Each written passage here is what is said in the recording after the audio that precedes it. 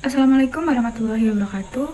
Perkenalkan, kami dari kelompok 2 dan kami akan membawakan materi mengenai pengaruh budaya terhadap kognisi. Bimbingan dan konseling adalah proses memfasilitasi atau pemberian bantuan kepada individu untuk mencapai perkembangan yang optimal, serta individu mampu berkembang menjadi makhluk sosial dan sesuai dengan norma yang ada pada masyarakat. Susanto dan Liliweri menguraikan bahwa kebudayaan itu memiliki berbagai sudut pandang. Di antaranya pandangan sosiologi, pandangan antropologi, dan pandangan humanistik. Michel dalam Dictionary of Sociology mengemukakan kebudayaan adalah sebagian dari petualangan keseluruhan tindakan atau aktivitas manusia yang telah memasyarakat secara sosial. Frank Boas, seseorang antropolog, menyatakan bahwa kebudayaan adalah sebuah gabungan dari seluruh manifestasi kebiasaan sosial dari suatu masyarakat. Menurut cara pandang kaum humanis, Achille Montagu mengungkapkan bahwa pendidikan, pengetahuan, dan kebudayaan sebagai suatu rangkaian konsep yang tidak dapat dipisahkan. Assalamualaikum warahmatullahi wabarakatuh. Perkenalkan, nama saya Normila, NIM 1910123120006. Jadi di sini saya akan melanjutkan presentasi dari teman kelompok saya sebelumnya. Di sini saya akan menjelaskan tentang apa itu budaya. Nah, jadi budaya atau kebudayaan itu berasal dari bahasa Sanskerta, yaitu budhaya, yang merupakan bentuk jamak dari budi. Nah, diartikan sebagai hal-hal yang berkaitan dengan budi dan akal manusia. Sedangkan dalam bahasa Inggris, kebudayaan disebut kultur, yang berasal dari bahasa Latin color, yaitu mengolah atau mengerjakan, dapat diartikan juga sebagai mengolah tanah atau bertani.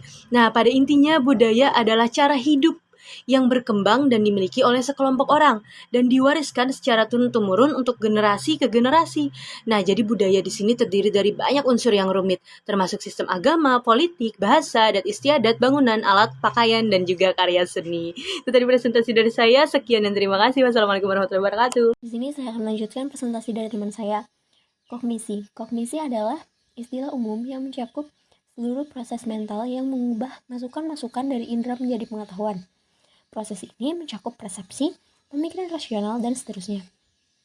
Setiap orang memiliki proses-proses mental yang serupa, namun setiap orang dari budaya yang berbeda untuk mengorganisasi, menyampaikan, dan merespon informasi secara berbeda-beda. Beberapa aspek penting dalam kognisi diantaranya kategorisasi, memori atau ingatan, dan pemecahan masalah. Selanjutnya akan dilanjutkan oleh teman saya.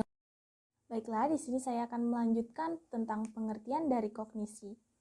Dapat kita simpulkan bahwa kognisi merupakan proses dasar psikologi manusia dalam mendapatkan informasi, kemudian berpikir untuk mengolahnya dan memecahkan masalah hingga menjadikannya sebagai pengetahuan.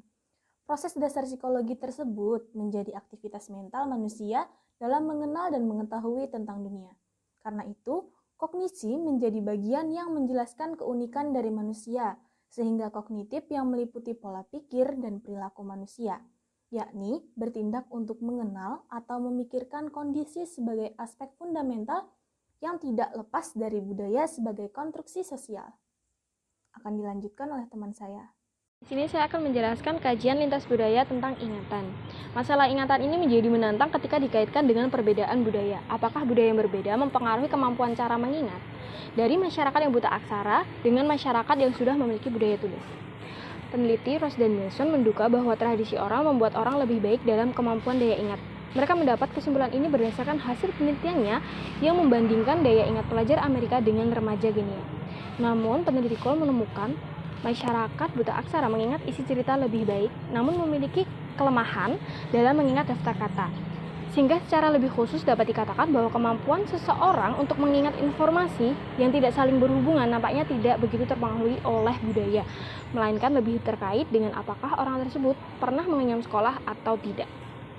Saya akan menjelaskan tentang pengaruh kognitif terhadap lintas budaya. Yang pertama ada locus of control.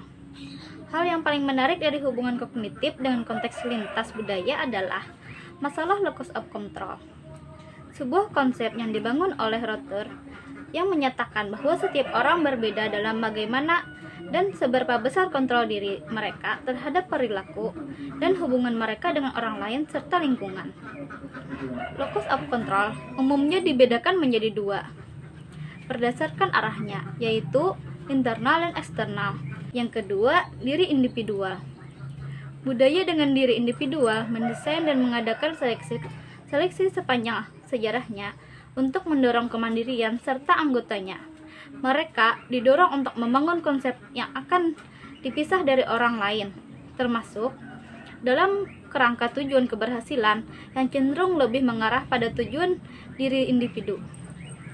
Assalamualaikum, nama saya Nur Halija. Di sini saya akan melanjutkan presentasi teman saya tentang pengaruh kognitif terhadap lintas budaya. Di sini ada kolektivitas dan persepsi diri. Pertama, kolektivitas sendiri.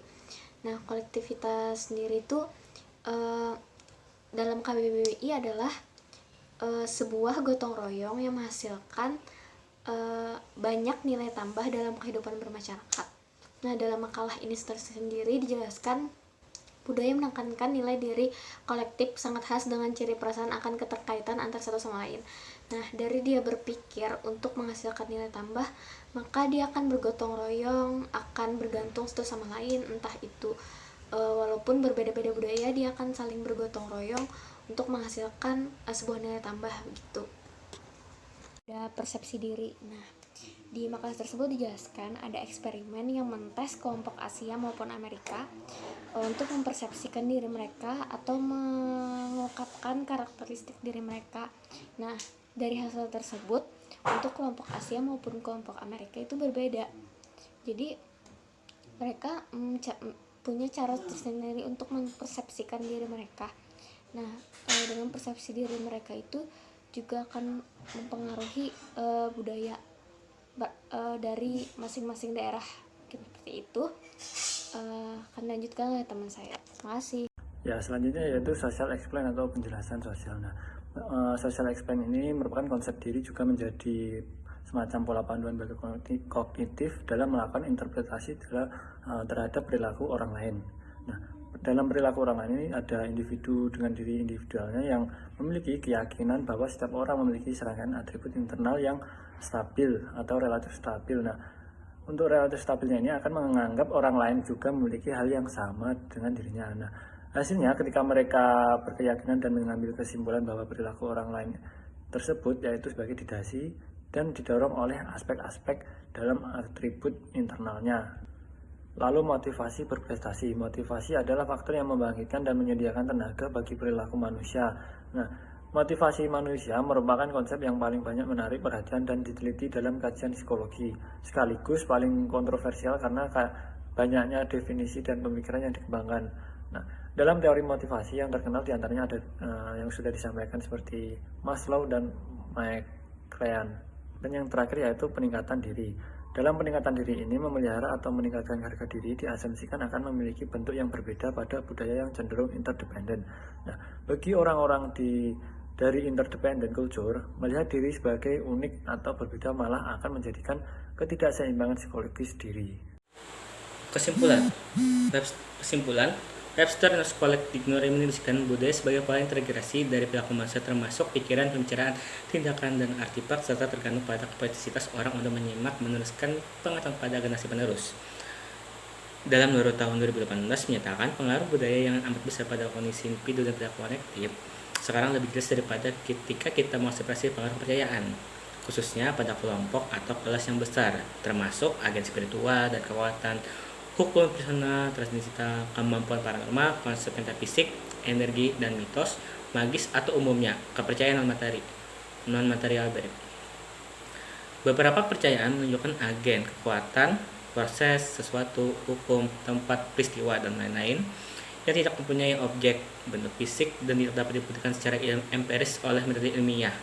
Seperti 1. Locus of control, 2. Diri individual, 3. Kolektivitas, 4. Persepsi, 5. Social pression, 6. Motivasi berprestasi, 7.